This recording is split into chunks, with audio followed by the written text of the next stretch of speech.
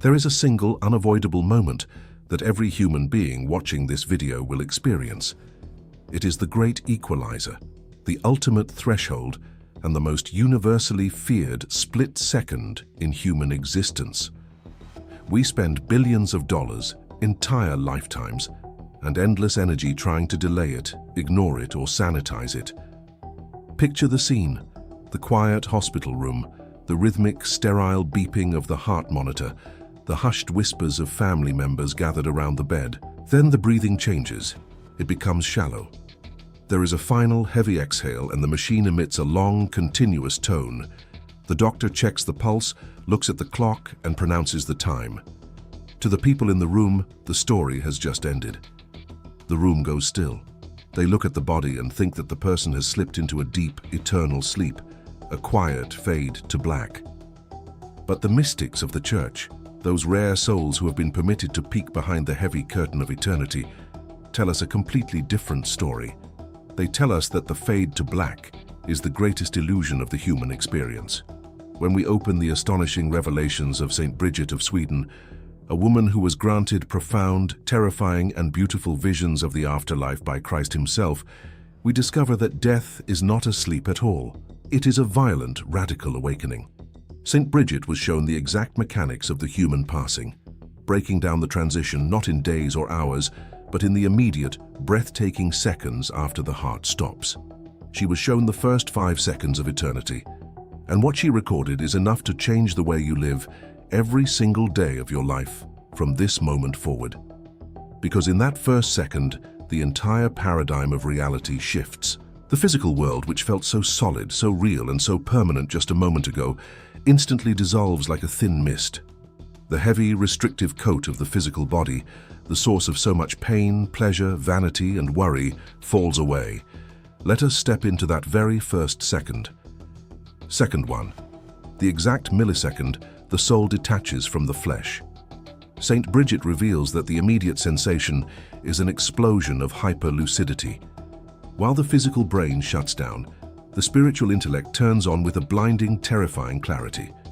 In life, our understanding is filtered through the limitations of our physical senses, our tired minds, and our emotional biases. We see through a glass, darkly. We convince ourselves of our own lies. But in the first second of death, the glass shatters.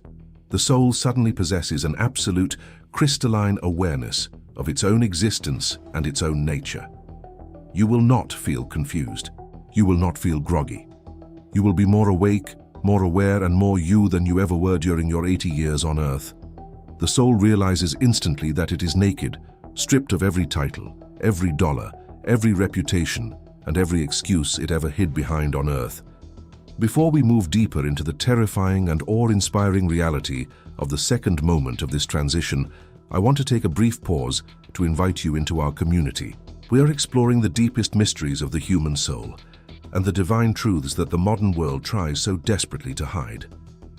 If you find yourself yearning for something more than the superficial answers the world offers, if you want to arm your soul for the reality of eternity, please take a moment to subscribe to the channel and like this video. It is a simple action, but it helps this crucial message break through the noise of the algorithm to reach others who might be quietly terrified of what comes next. And in the comments below, leave a short prayer of intercession for those who are facing their final moments today. Write, "Lord, grant them a merciful transition." Now we enter second 2. With the sudden, shocking expansion of spiritual sight, the soul realizes the most startling truth of its new existence. It is not alone. In fact, it has never been alone. During our earthly lives, we walk through empty rooms and feel solitary. We drive in our cars and think we are in total privacy. But in the second second of death, the veil is ripped away, and the soul sees the company it has been keeping all along. St. Bridget was shown that the transition of the soul is immediately attended by spiritual entities, and the nature of these entities depends entirely on the state of the soul at the moment of passing. For the soul in a state of grace, this moment is one of breathtaking comfort. St. Bridget saw the guardian angel, the silent, invisible companion who stood by the person from the moment of birth, suddenly stepping into brilliant, visible light. The angel does not appear as a mythical creature with cute wings, but as an intellect of overwhelming beauty, power, and fierce protective love. The angel steps forward to claim the soul, to shield it, and to guide it. But this is where the vision takes a darker, more sobering turn, because the angel is not the only one in the room. Saint Bridget saw that the enemies of the soul are also present, and they drop their disguises. The demonic spirits who whispered temptations, who subtly encouraged the person's pride, who made sin look attractive and virtue look boring, they now appear exactly as they are. They do not look like the comical red figures of pop culture.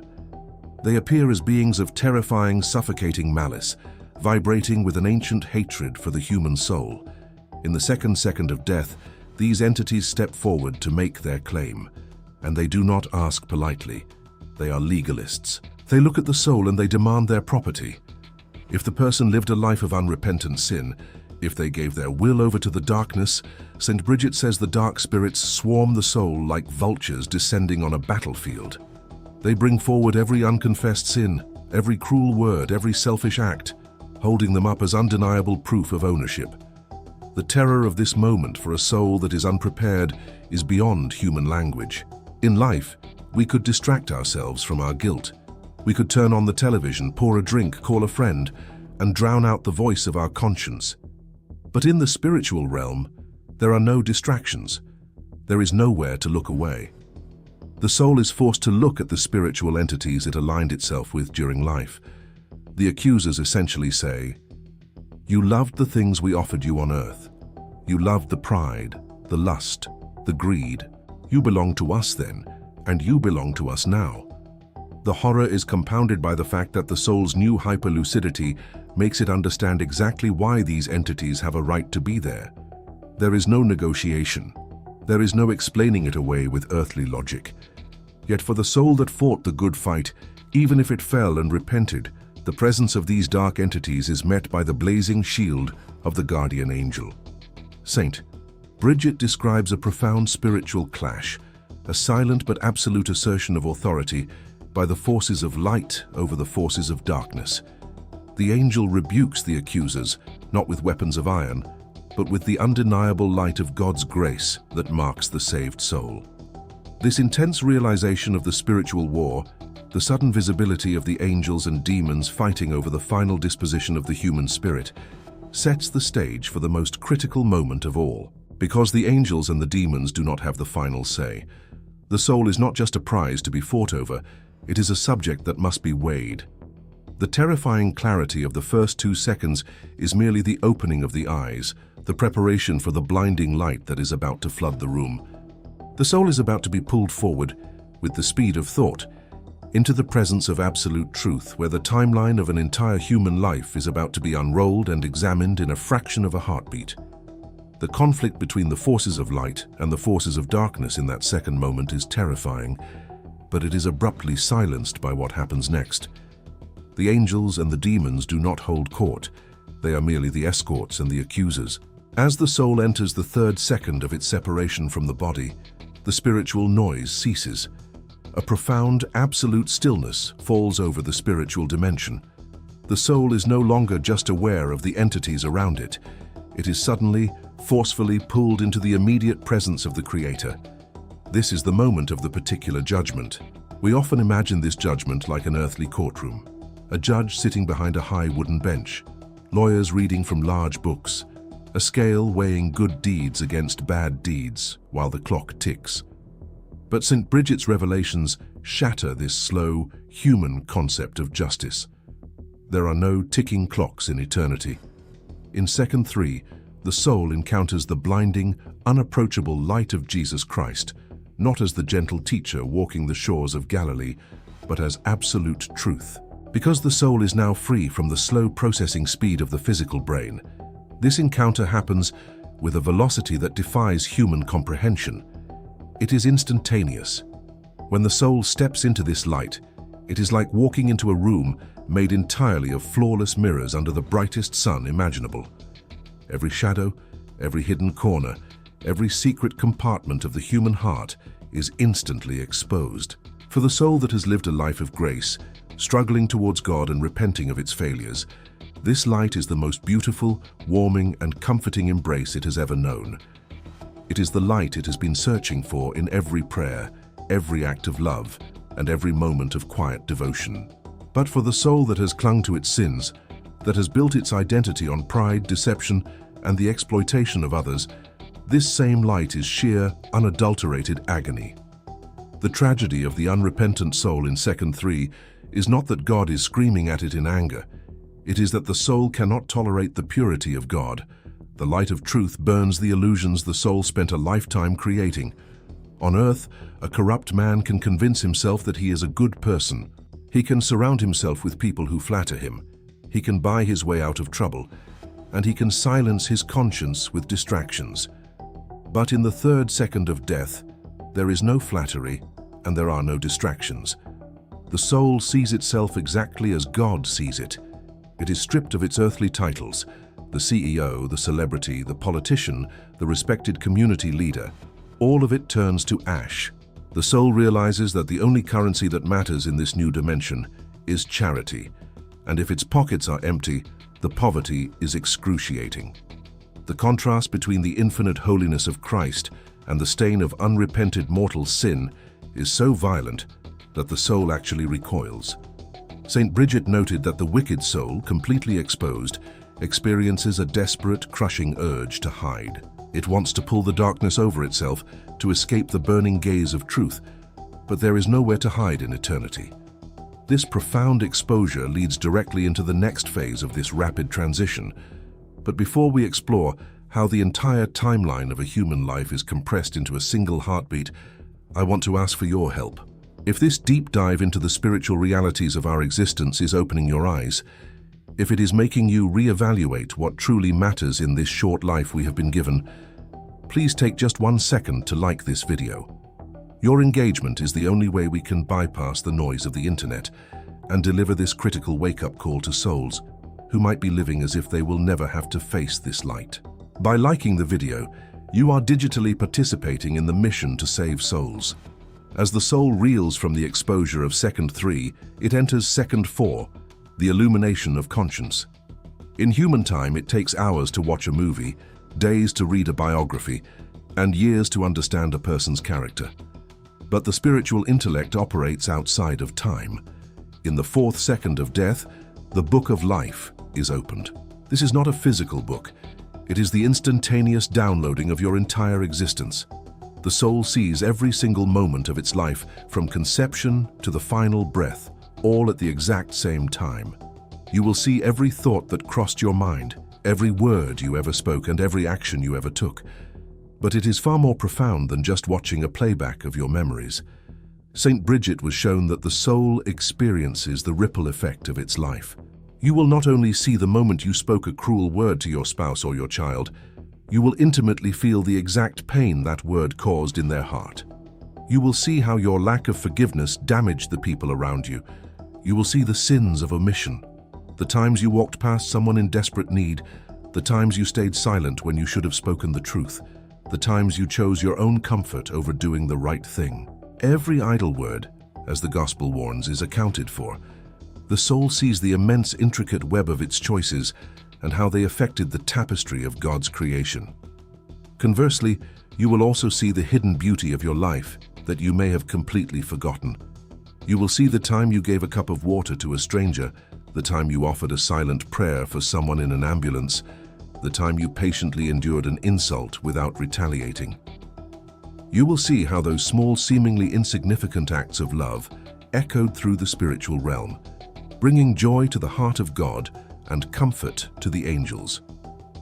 You will realize that the things the world considered great, your bank account, your career achievements, your social media following, are completely invisible in this review, while the things the world considered useless, your hidden tears, your quiet sacrifices, your moments of adoration in an empty church, shine like brilliant diamonds. The most terrifying and beautiful aspect of 2 4 is that there is absolutely no debate. In earthly courts, a clever lawyer can twist the facts, find a loophole, or argue for a lighter sentence. A guilty man can plead innocent and sometimes win. But in the particular judgment, the soul is its own accuser and its own witness. The clarity of the illumination is so absolute, so undeniably perfect, that the soul cannot form a single excuse. You will not be able to say, "Lord, I was too busy," or "Lord, it was my parents' fault," or "Lord, society told me it was okay." The soul, bathed in the truth, sees the exact measure of grace it was given during its life, and it sees exactly what it did with that grace. Saint. Bridget describes a state of total silent agreement between the Creator and the creature. God does not need to hurl lightning bolts or scream a condemnation. The soul, seeing its own state, automatically aligns with divine justice.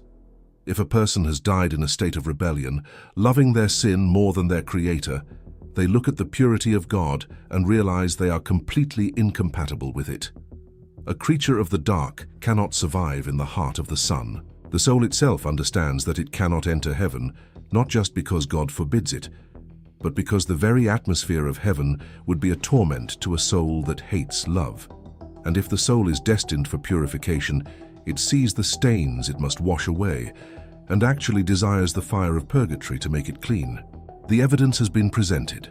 The life has been perfectly understood. And the soul is now poised on the razor's edge of eternity, waiting for the final, irrevocable release that happens in the blink of an eye.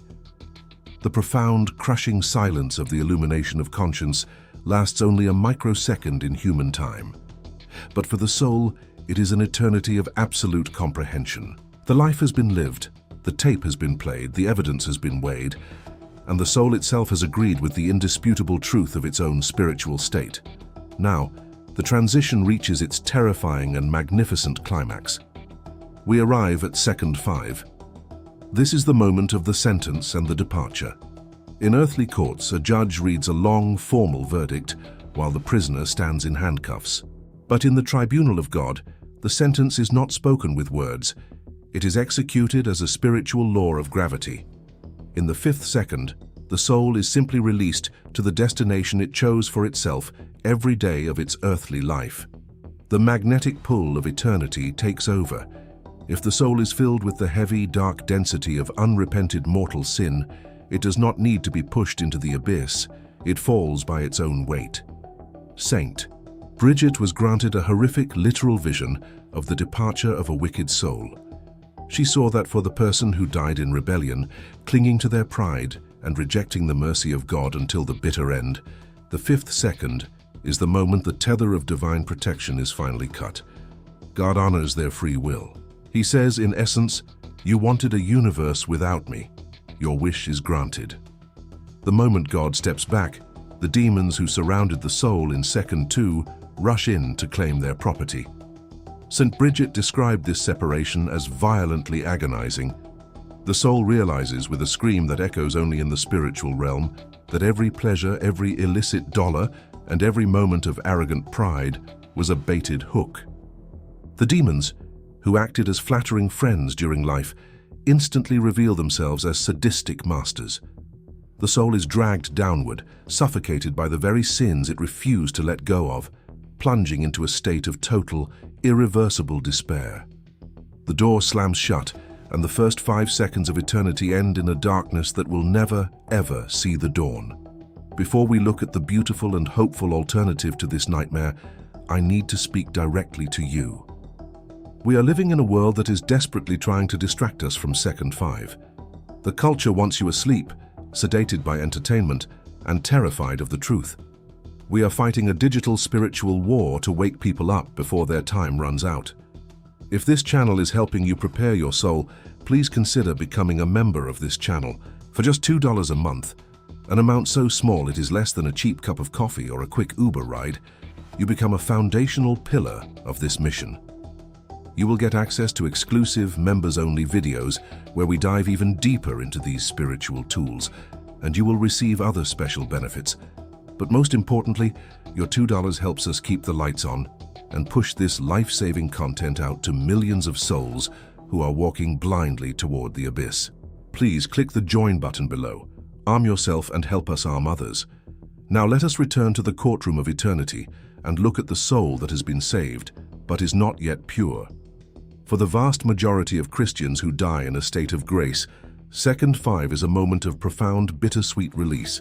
During the illumination of conscience, this soul saw the immense love of Jesus Christ, but it also saw the dust, the attachments, and the venial sins that still stained its wedding garment.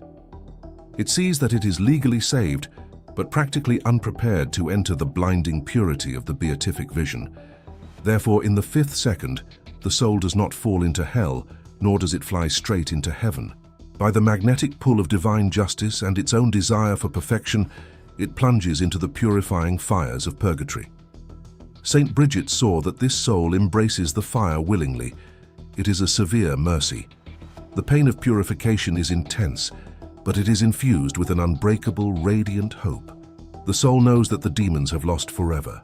The guardian angel stands nearby, whispering words of comfort, assuring the soul that every moment of this burning is stripping away the false self and preparing it for the eternal embrace of the Father. The soul departs into purgatory, not with a scream of despair, but with a sigh of relief, knowing the war is finally won. But there is a third path, the path of the saints, the path we are all called to walk. Saint Bridget was also shown the death of the truly righteous, the souls who purified themselves on earth through suffering, deep prayer, and heroic charity. For these souls, the first 5 seconds of death are not a terror. They are the waking from a long, exhausting nightmare. When Second Five arrives, there is no downward pull. There is no heavy burden of unrepented sin. The soul is completely detached from the world. It is light, buoyant, and filled with the grace of the Holy Spirit. In this glorious fifth second, the guardian angel does not just stand guard. The angel embraces the soul with overwhelming joy. Saint Bridget saw the heavens open, and the saints and the Virgin Mary descending to meet the righteous soul. The departure is gentle, like a child being lifted from a hard floor into a soft bed. The soul feels an immediate, intoxicating rush of peace that the human brain cannot even comprehend. The pain of the physical body, the cancer, the heart failure, the fear, it all vanishes in an instant. The soul is pulled upward by the irresistible gravity of divine love, flying straight into the heart of the Trinity. This is the reward for the hard choices, the quiet sacrifices, and the tears shed for Christ on earth. The fifth second for the saint is the beginning of an endless, ecstatic dawn. This brings us to the ultimate reality check. You are sitting there right now watching a screen, breathing oxygen and listening to these words. Your heart is beating. You are still in the realm of time. That means your Second Five has not yet been written. You still have the power to change the ending of the movie. The mystics, like Saint Bridget, do not give us these terrifying and beautiful visions to paralyze us with fear. They give them to us to shatter our complacency. They want us to realize that every choice we make today is actively shaping the spiritual entities that will surround our deathbed tomorrow. If you are holding onto a grudge, let it go.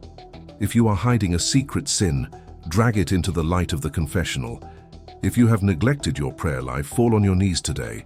Do not wait for the heart monitor to flatline. Do not wait for the physical veil to tear. Prepare your soul right now in the quiet of this day, so that when your first 5 seconds of eternity strike, you will not look upon the face of an angry judge, but upon the smiling face of the Savior who has been waiting for you to finally come home.